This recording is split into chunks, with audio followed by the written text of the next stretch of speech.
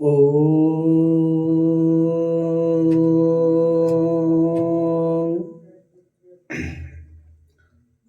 सर्वमंगल मंगलाय शिवत्रंबके गौरी नारायणी नमस्तुते। त्वमेव माता च पिता त्वमेव बंधु सखा त्वमेव विद्या द्रविणं त्वमेव सर्व मम देव। चलिए दोस्तों, आज हम ईश्वर के विषय में बात करते हैं। ईश्वर को आदमी मंदिर, मस्जिद, गुरुद्वार और चारों तीर्थों में ईश्वर को खोजते हैं। तो हम आज इसी विषय में चर्चा करेंगे, है ना। ईश्वर तो कण कण में है, फिर भी इंसान इन्हें मंदिर, मस्जिद, चर्च और गुरुद्वारों में ढूंढता है। प्रेम एक ऐसा अनुभव है जो कभी हारने नहीं देता और घृणा कभी जीतने नहीं देता। कहते हैं ना लोग, मनुष्य के जीवन में कभी ऐसा भी बुरा वक्त आता है जो उस बुरा वक्त में इंसान भटकते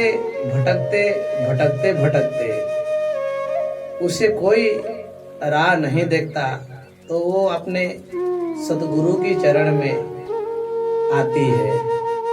तो उसे गुरु महाराज आत्मज्ञान दे के, संतुना दे के उसको समाधान कर देते हैं। लेकिन जीवन एक ऐसा समय चक्र है जो इंसान को जन्म, जीवन, मृत्यु में अपना जीवन का यात्रा खुद करना पड़ता है। तो चलिए, कहते हैं ना, बुरा वक्त कभी भी बताकर नहीं आता, मगर कुछ सीख समझ कर बहुत ही कुछ हो जाता है। उसे जो हो जाए उसे रोका भी नहीं जा सकता है। कहा जाता है कोई भी महान व्यक्ति अवसरों की कमी के बारे में शिकायत नहीं करता।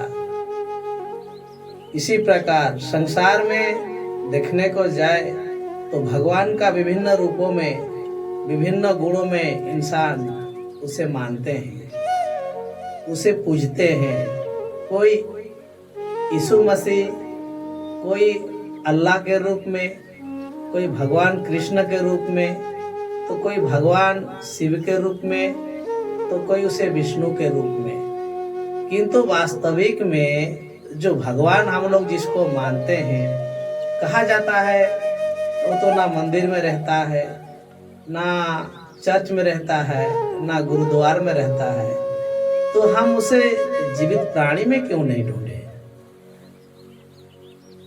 कहते हैं गुरुद्वार हमारे चारों धाम में है, बोलते हैं लोग। बद्री का धाम, द्वारिका धाम, जगन्नाथपुरी, रामेश्वरम। किंतु वास्तविक में देखा जाए तो जो हमारे परम पूज्य जो धर्म गुरु हैं, जिनको शंकराचार्य जी कहा जाता है, वो लोग अपने मुताबिक, अपने अनुभव के द्वारा उसको स्थापित किए हैं। आज संसार में आदमी उसी धाम में जाता है, किंतु कहा जाता है मानव का भीतर ये चारों धाम है। कहते हैं ना, मन, बुद्धि, इंद्रियां, इससे परे ज्ञान होती है। तो हम अपने जीवन में उस ज्ञान में क्यों नहीं हम प्रवेश करें। कहा जाता है जिन खोजा तीन पैया, गहरे पानी पेट, मैं बावरी डूबन डरी, रही किनारे बैठ। कहने का भाव है, हम जहाँ ईश्वर को खोजते हैं तो हम अपना भीतर इस जीवित शरीर में क्यों नहीं खोजते। जैसे कहा जाता है मंदिर एक हृदय होता है, और मंदिर का जो मुकुंद होता है जो ऊपर का हिस्सा, उसे मस्तिष्क कहा जाता है, और जो उसमें जो मूर्ति विराजमान होता है उसे प्राण कहा जाता है। तो एक मानव शरीर भी तो एक मंदिर से कम नहीं है, और इसी मन के भीतर आत्मा राम रमण करता है। तो वो राम को जानने से तो मनुष्य का सारा खोज ही वही समाप्त हो जाएगा। तो फिर इतना प्राणी उसे मंदिर गुरुद्वारा इसमें ढूंढते हैं। धर्म को एक धारण करने की बात है। धर्म इंसान से बनती है, और इंसान के अंदर एक ज्ञान होता है, सीख, जिसे हम लोग ज्ञान कहते हैं। तो ज्ञान के सद्भावना से यदि धारण करे तो अपना भीतर ही सब कुछ है। आदमी भगवान से लाखों करोड़ों की चाहत रखता है, लेकिन जब मंदिर जाता है तो जब मैं सिक्कों को ढूंढता है। कहा जाता है मनुष्य जब अपने मार्ग का अनुसरण करता है तो वह स्वयं सुधर जाता है। अगर वह संत हो जाए और कोई निर्णय लेने से पहले सुधर का इंतजार करे तो वह भी नहीं सुधर पाता। किंतु वही व्यक्ति को आदमी सुधरने का बजाय छोड़ के उसे अपना ही सोच समझ पर उसे छोड़ दे तो आज नहीं काल नहीं समय आने पर अपने आप में वो सुधार कर लेता है। कोई कहता है खान पान के विषय में, कोई कहता है पीने के विषय में। सब यही खान पान, खाना पीना, सोना और मर जाना, इसी का पीछे इंसान सब भागते हैं। किंतु इसका समाधान कोई अपने सदगुरु से नहीं पूछता। कहा जाता है आपका कर्तव्य ही धर्म है, प्रेम ही ईश्वर है, सेवा ही पूजा है और सत्य ही भक्ति है। और भक्ति में जो निष्काम भाव है, सद्भावना है, प्रेम भावना है, जो त्याग है, वही है भक्ति। तो आप इसका अंदर में जाके आप खोज करें और सदगुरु महाराज के चरण में जाए। कहते हैं ना, गुरु गोविंद दो खड़े काके लागू पाए, बलिहारी गुरु आपनो गोविंद दियो बताए। ये सांस रूपी शरीर में आप खोजेंगे तो तन मन के अंदर आंख, कान, नाक, मुंह और एक विशाल हृदय आपको दिखेगा। इससे विपरीत आप ईश्वर के बारे में नहीं जान सकते। किंतु आप गुरु की शरण में जाएंगे तो गुरु हमें आत्मज्ञान देते हैं, इस आत्माराम के बारे बताते हैं, और वही आत्माराम को ही ईश्वर माना गया है। ईश्वर का नाम सभी लेते हैं, परंतु ईश्वर का नाम लेने भर से ईश्वर को पाया नहीं जा सकता।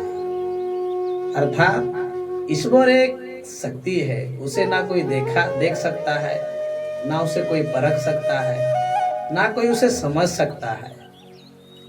जैसे कि पानी को कोई पकड़ नहीं सकता, किंतु पानी जब आकार ले जाए, वो बर्फ के रूप में परिणित हो जाए तो आप वो बर्फ को छू सकते हैं। इसी प्रकार शरीर को आप पकड़ सकते हैं, परंतु आत्मा को पकड़ नहीं पाओगे।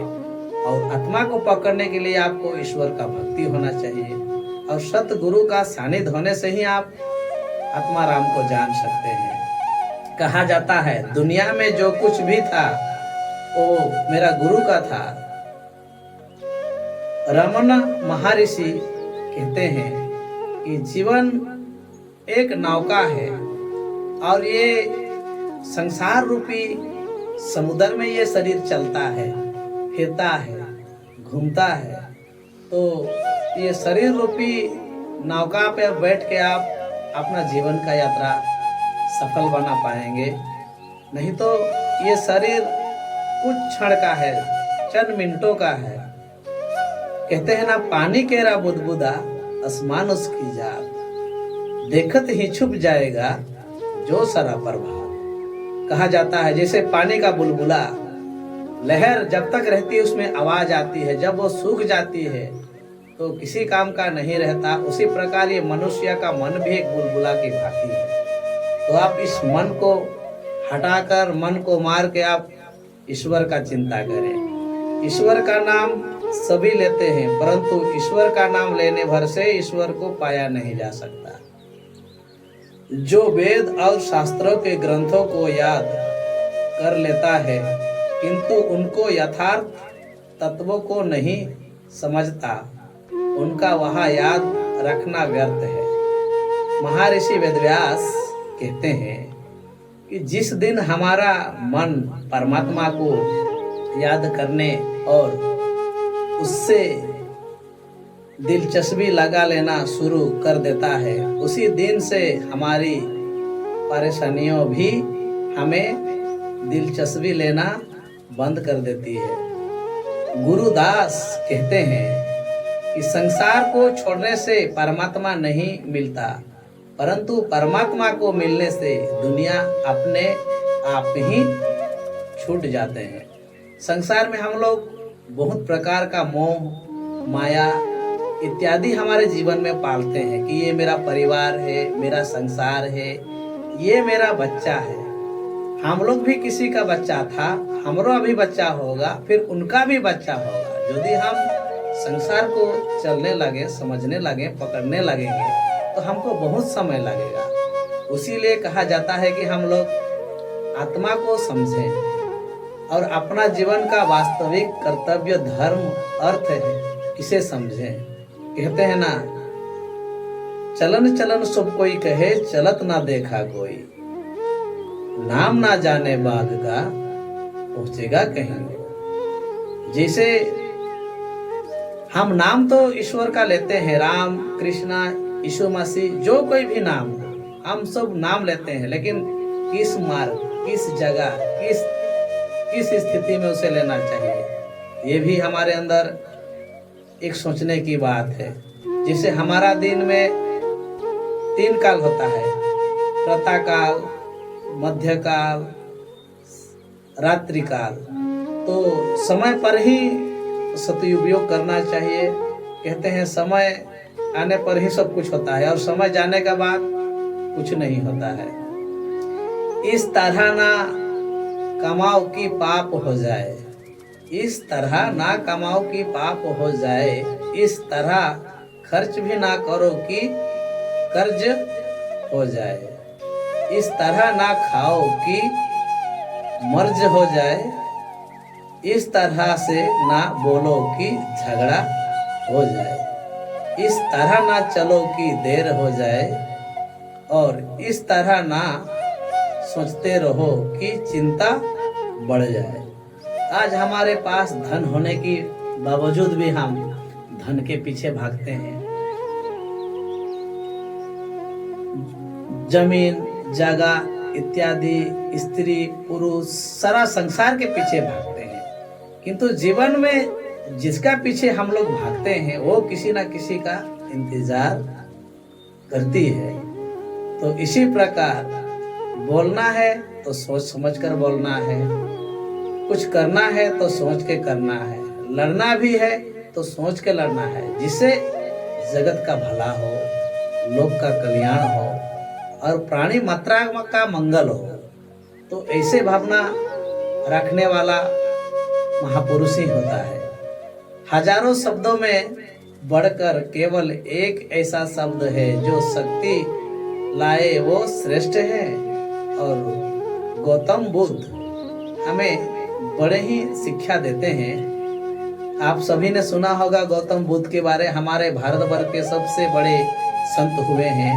वो बोलते हैं, यदि आप सिर्फ विषय के बारे में सोचते रहेंगे तो वर्तमान भी खो देंगे। गुरु गोविंद सिंह कहते हैं, माफी मांगने का यह अर्थ नहीं है कि आप गलत हैं और सामने वाला सही। इसका अर्थ है कि आप रिश्ते की कीमत जानते हैं और निभाते भी हैं। कभी लियत रखते हैं। कहा जाता है ईश्वर सरल है, बाकी सब कुछ जटिल है। कहते हैं ईश्वर को पाना कोई सहज कठिन नहीं है। आप मन, इंद्रियां, बुद्धि और अपना भीतर का इच्छा त्याग करके यदि निष्काम भाव से यदि आप ईश्वर को चिंतन करेंगे तो आपको ऑटोमेटिक ईश्वर मिलेंगे। कहा जाता है ना, ईश्वर ही हमारा इस जीवन को बनाया है और ईश्वर कहीं नहीं है, हमारा भीतर है। और ईश्वर को खोजने में हम विभिन्न प्रकार का फल, फूल, जल, इसके लिए हम लाइन लगते हैं, झगड़ा हो जाता है। लेकिन ये लाइन लगना कौन से बड़ी बात है। आप चाहेंगे तो ईश्वर को अपना भीतर ही तलाश सकते हैं।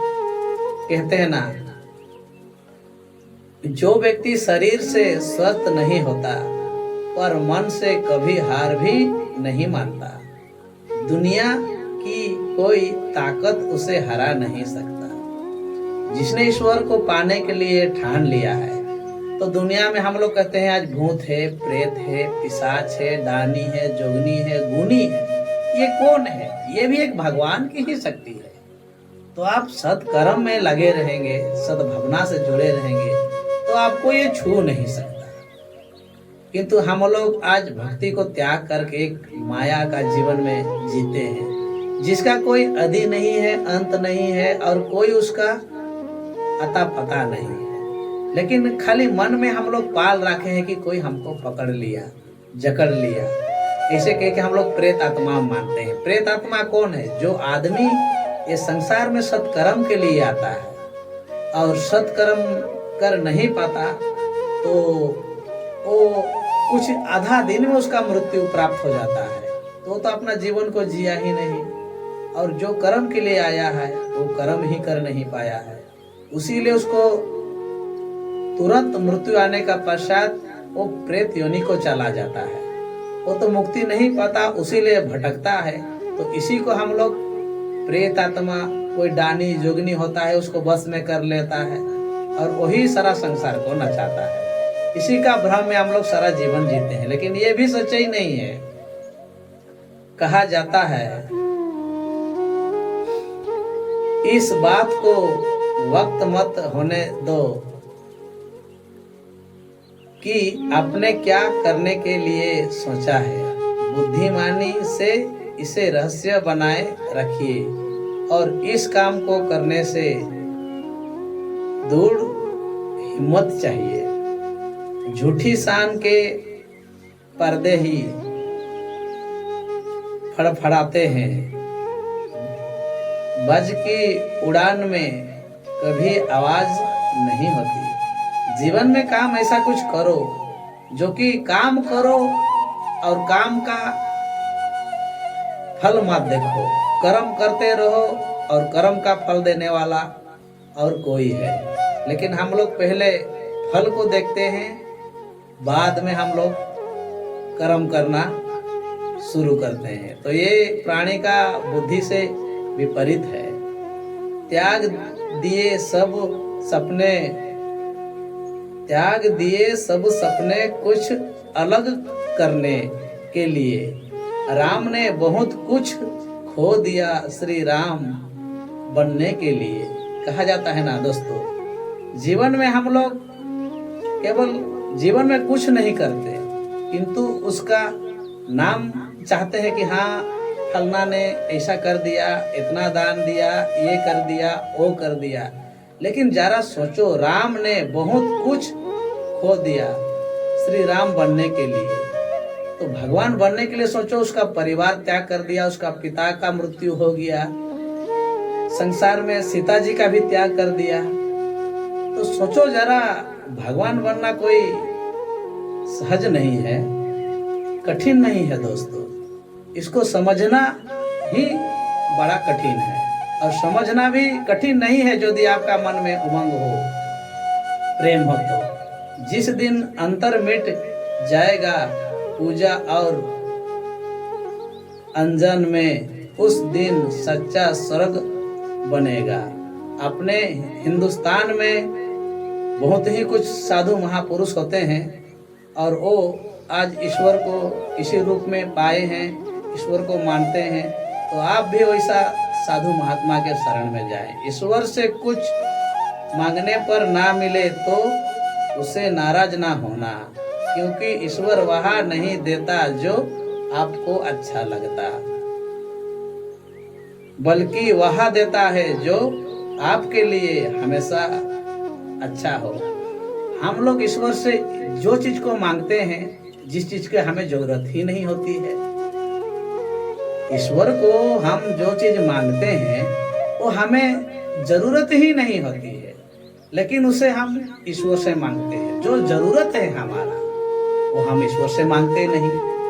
तो कहने की भाव है प्रेमी सज्जन, आप लोग को समझना होगा और हमारे गौरी वृंदावन सत्संग में जुड़ना होगा। और जो लोग लाइक सब्सक्राइब नहीं किए हो वो सबको करना पड़ेगा। क्यों ना, एक दूसरे के सहायता के बिना ये संसार कुछ भी नहीं है। सहायता सभी को जरूरत है। तो मैं तो इतना छोटी सी बात बोली हूँ, फिर भी आप सबसे मैं विनती करता हूँ, यदि हमारा चैनल अच्छा लगे तो लाइक शेयर सब्सक्राइब करना